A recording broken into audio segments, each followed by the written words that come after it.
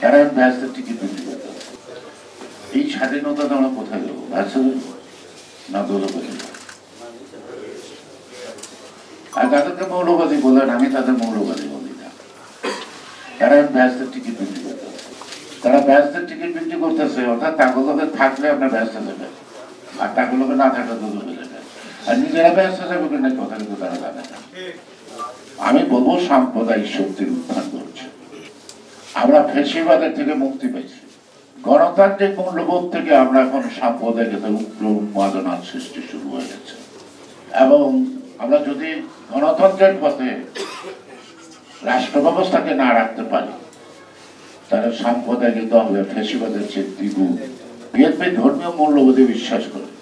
প্রত্যেকটা ধর্ম যে যে বিশ্বাসই করুক না কেন, ধর্ম কিন্তু মানুষকে সঠিক পথে পরিচালিত করার জন্য একটা জীবন ব্যবস্থা।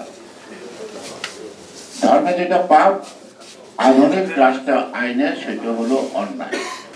অনেকগুলি দল আছে যারা ব্যস্ত টিকিট কাটাতে টিকিট বিক্রি করতেছে, এদের একখানা পর্যন্ত পারে।